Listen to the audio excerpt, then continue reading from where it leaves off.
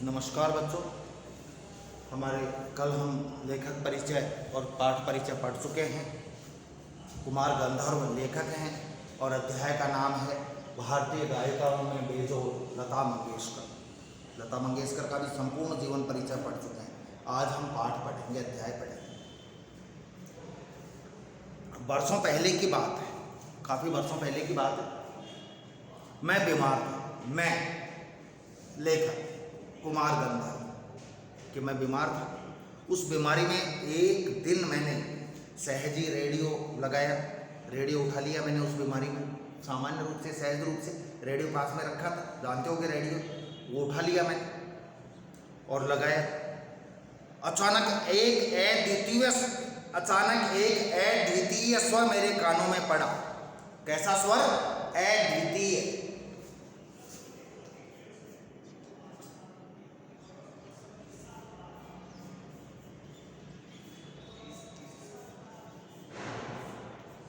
अद्वितीय का क्या मतलब होता है?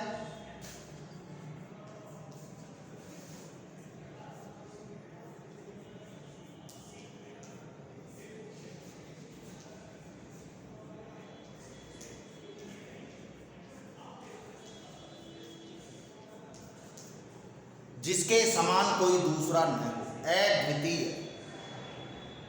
केवल वही स्वर था जो रेडियो में सुना, उसके जैसा स्वर की कोई किसी और का नहीं सुना। अद्वितीय स्वर मेरे कानों में पड़ा। स्वर सुनते ही मैंने अनुभव किया, वो आवाज़ सुनते ही मैंने अनुभव की। ध्यान रखना, पहले बता देता हूँ, लता जी की आवाज़ सुनी थी उसने। स्वर सुनते ही मैंने अनुभव किया कि ये स्वर कुछ विशेष है यार, कुछ विशेष बात तो है इस स्वर में।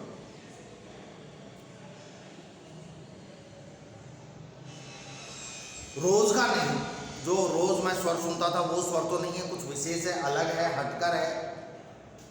यह स्वर सीधे मेरे कलेजे से जा भिड़ा। ऐसा लगा कि ये स्वर है जो सीधा मेरे दिल से, मेरे कलेजे से, मेरी छाती से जा लगा। मैं तो हैरान हो गया कि यार ऐसा स्वर भी, ऐसी आवाज़ भी किसी की हो सकती है क्या? मुझे समझ में नहीं आ रहा था कि यह स्वर किसका है। मुझे नहीं समझ में आ रहा था, नहीं पता चल रहा था कि यह आवाज़ किसकी है। मैं तन्मयता से सुनता ही रहा, तन्मयता, पूर्ण मन लगाकर, पूरी तन्मयता से मैं वो गीत सुनता रहा। गाना समाप्त होते ही गायिका का नाम घोषित किया गया। पहले रेडियो पे गाना शुरू होने से पहले या तो और या फिर बाद में गायिका का, संगीतकार का नाम बताया जाता है। तो गायिका का नाम घोषित किया गया, लता मंगेशकर। कौन थी गायिका?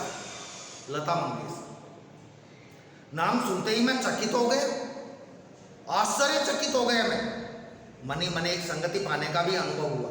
ऐसा लगा कि चाहे गीत के माध्यम से ही सही, लता जी पास में ही है, लता मंगेशकर भाई, गीत के माध्यम से ही चाहे पास में सुना तो एक साथ पाने का अनुभव हुआ।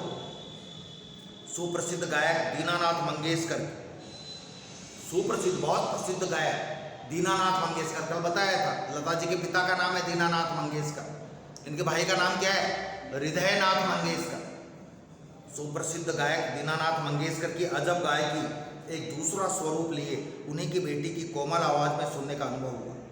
यानी ऐसा लगा कि दीनानाथ मंगेशकर की अजब गायकी का दूसरा स्वरूप, एक तो खुद गाते थे दीनानाथ मंगेशकर, अब उनकी आवाज़ का दूसरा स्वर था जो उनकी बेटी लता के रूप में था, वो सुनने का अनुभव प्राप्त हुआ। मुझे लगता है कि बरसात के भी पहले किसी चित्रपट का वह कोई गाना था। मुझे लगता है कि बरसात फिल्म, चित्रपट फिल्म, बरसात फिल्म के भी पहले किसी चित्रपट का वह कोई गाना था, फिल्म का कोई गाना था। तब से लता निरंतर गाती चली आ रही है, तब से लेकर लता जी आज तक लगातार गाती आ रही हैं और मैं भी उसका गाना सुनता आ रहा हूँ। लता के पहले प्रसिद्ध गायिका नूरजहां, लता से पहले प्रसिद्ध गायिका कौन थी बच्चों? नूरजहां।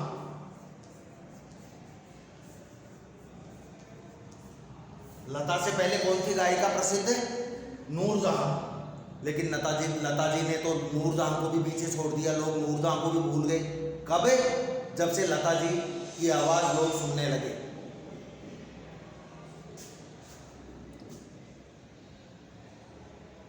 लता के पहले प्रसिद्ध गायिका नूरजहां का चित्रपट संगीत में अपना जमाना था, अपना स्थान था महत्वपूर्ण। परंतु उसी क्षेत्र में बाद में आई हुई लता उससे कहीं आगे निकल गई। लता जी संगीत के क्षेत्र में नूरजहां के बाद में आई और नूरजहां के समय में ही नूरजहां से आगे निकल गई। मतलब योग्यता, सीनियर गायक कौन? नूरजहां। लता जी इनके बाद में आई गायन के क्षेत्र में, लेकिन आगे कौन निकल गया? लता जी आगे निकल गई। कला के क्षेत्र में ऐसे चमत्कार कभी कभी दिख पड़ते हैं। कला के क्षेत्र में ऐसे चमत्कार कभी कभी दिख पड़ते हैं कि सीनियर पीछे रह जाए, जूनियर आगे निकल जाए। वैसे कई बार हुआ है। जैसे प्रसिद्ध सितारी यानी प्रसिद्ध सितार वादक विलायत खां, प्रसिद्ध सितार वादक विलायत खां अपने सितार वादक पिता की तुलना में बहुत आगे चले गए। विलायत खां अपने पिता की तुलना में बहुत आगे चले गए। मेरा स्पष्ट मत है कि भारतीय गायिकाओं में लता के जोड़ की गायिका हुई ही नहीं। जोड़ की, बराबरी की, टक्कर की। मेरा मानना है कि भारत में जितनी गायिका हुई उन गायिकाओं में कोई भी लता मंगेशकर की, कोई भी गायिका लता मंगेशकर की बराबर की, टक्कर की, जोड़ की नहीं हुई। लता के कारण चित्रपट संगीत को विलक्षण लोकप्रियता प्राप्त हुई। हो सकता है लता मंगेशकर के कारण ही भारतीय चित्रपट संगीत को विशेष सम्मान मिला, लोग सुनने लगे, लोकप्रियता प्राप्त हुई, लोग सुनने लगे गाने। यही नहीं, लोगों का शास्त्रीय संगीत की ओर देखने का दृष्टिकोण भी एकदम बदला। लोग पहले शास्त्रीय संगीत की तरफ ध्यान नहीं देते थे, लेकिन लता जी के आने के बाद लोग शास्त्रीय संगीत की तरफ भी ध्यान देने लगे। छोटी बात कहूँगा, पहले भी घर घर छोटे बच्चे गाया करते थे। घर में गाना गाते, कोई कविता गाते, घर घर में पहले भी छोटे बच्चे गाया करते थे।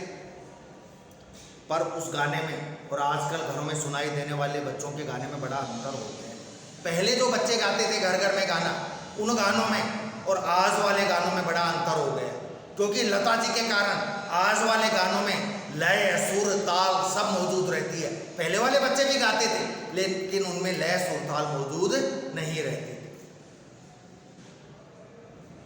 आजकल के नन्हे मुन्ने भी स्वर में गुनगुनाते हैं, स्वर में लय लगाकर गाते हैं। क्या लता इस जादू का कारण नहीं है? भाई बच्चों ने, लोगों ने लता का गाना सुना, उनकी आवाज़ सुनी और उनकी आवाज़ की तरह नकल की और लय, सुर, ताल में गाने लगे। कोकिला का स्वर निरंतर कानों में पड़ने लगे। कोकिला, कोयल, यदि रोज हमारे कानों में कई घंटों तक रोज हमारे कानों में कोयल का स्वर पड़े तो हम कोयल की आवाज़ बोलने का, आवाज़ निकालने की कोशिश करेंगे, कोयल की आवाज़। तो वैसे ही लता की आवाज़ रोज जब कानों में पड़ेगी तो लोग लता की आवाज़ में लता की तरह गाने की कोशिश करेंगे। रहने दे इसको, इधर बैठ जा।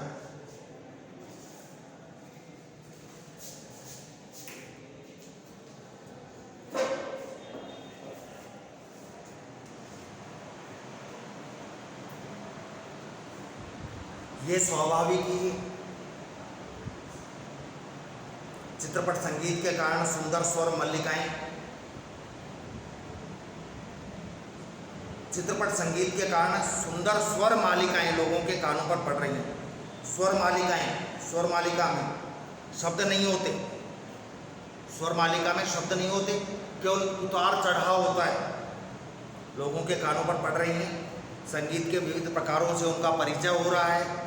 आजकल के लोगों का जब ये पाठ लिखा गया था, उनका स्वर ज्ञान बढ़ रहा है। सुरीलापन क्या है इसकी समझ भी उन्हें होती जा रही है। लता जी के गाने सुनकर, लता जी के गीत सुनकर स्वर क्या होता है इसका भी पता लोगों को चल रहा है।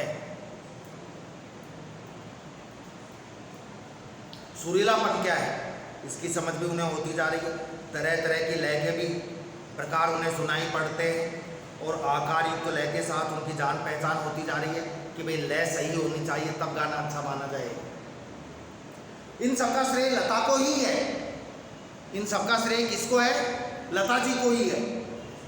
इस प्रकार उससे नई पीढ़ी के संगीत को संस्कारित किया।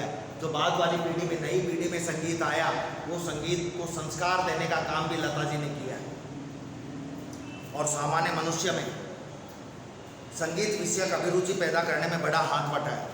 जिन लोगों को संगीत प्रिय नहीं था, जिनको संगीत प्रिय नहीं होता था, सामान्य मनुष्यों को, उनकी रुचि भी संगीत में लता जी के कारण ही पैदा हुई। संगीत की लोकप्रियता, उसका प्रसार और अभिरुचि, अभिरुचि का मतलब होता है रुचि होना, अच्छे से रुचि होना, यानी मन से आदमी सुने गाए, का विकास का श्रेय लता को ही देना पड़ेगा। सामान्य श्रोता को अगर आज लता की ध्वनि मुद्रिका और शास्त्रीय गायकी की ध्वनि मुद्रिका सुनाई जाए तो वह लता की ध्वनि मुद्रिका ही पसंद करेगा।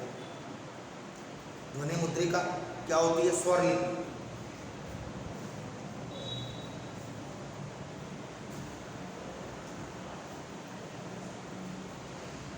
और एक शास्त्रीय गायकी।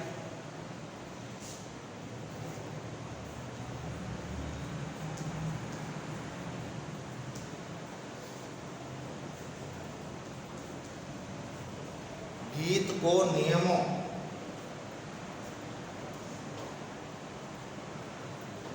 में ही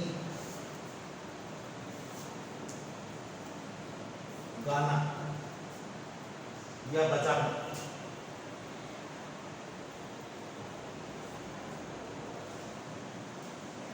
अब ये मैं आपको बता दूं, शास्त्रीय गायकी के जो उदाहरण हैं,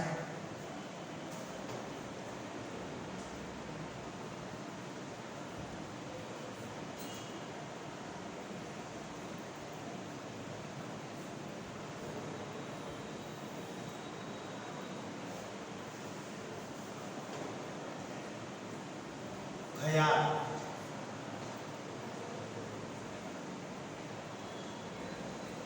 ध्रुपद, धमाल, ये शास्त्रीय गायकी के उदाहरण है। अगर पहली बार ये शब्द सुन रहे हो तो ध्वनि मुद्रिका लता की लोग पसंद करेंगे। गाना कौन से राग में गाया गया और ताल कौन सा था, गाना कौन से राग में गाया गया और राग कौन सा था, यह शास्त्रीय ब्यौरा इस आदमी को सहसा मालूम नहीं रहता। सामान्य आदमी को अपने को भी नहीं पता चलता। अपने को तो ये पता चलता है कि भाई गाने की आवाज़ बहुत अच्छी है, बोल बहुत अच्छे हैं, शब्द बहुत अच्छे हैं। वो एक गाना आया था, गाना था, एक वीडियो था, मेरे रश के कमर, खूब चला साहब वो गाना। चला क्या? सुना? तुमको जानकर आश्चर्य होगा, ये गजल थी बहुत पुरानी, जिसको लोग सुनना पसंद नहीं करते थे। लेकिन जब वो नए राग में, नई आवाज़ में, नई सुरताल के साथ आई तो खूब धमाल मचाया साहब। भारतीय सिनेमा जगत पर छा गया वो, भारतीय जनमानस पर वो गाना छा गया। जबकि शायर का नाम मेरे को ध्यान है, उनकी लिखी हुई गज़ल है, गुलाम अली की तो नहीं, बहुत पुरानी गज़ल। मतलब एक नई पैकिंग में आ गई, वो नए तरीके से आ गई, नई अंदाज से आ गई, तो वो हिट हो गई, खूब चल गई।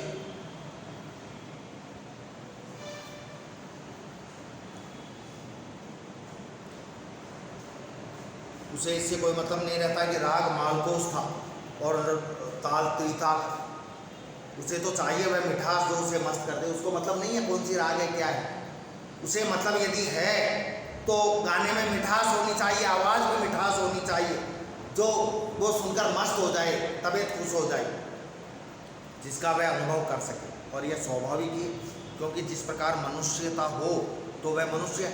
अरे जिसमें मनुष्यता हो वही सच्चा मनुष्य है। जिस गाने में लय ताल से हो, अच्छी आवाज़ हो, भाव समझ में आए, वही अच्छा गाना है। उसको हमको शास्त्रीय संगीत से, ये ध्रुपद ताल से, इनसे कोई मतलब नहीं है। वैसे ही गानपन हो तो वह संगीत है। और लता का कोई भी गाना लीजिए, लता का कोई भी गाना उठाकर देख लीजिए, उसमें 100% यह गानपन मौजूद मिलेगा। 100%, 100% यह गाना गाने का भाव मिलेगा, जो लोगों को अच्छा लगता है, लोग पसंद करते हैं। ठीक है बच्चों, आज के लिए इतना ही, आगे कल पढ़ेंगे। धन्यवाद।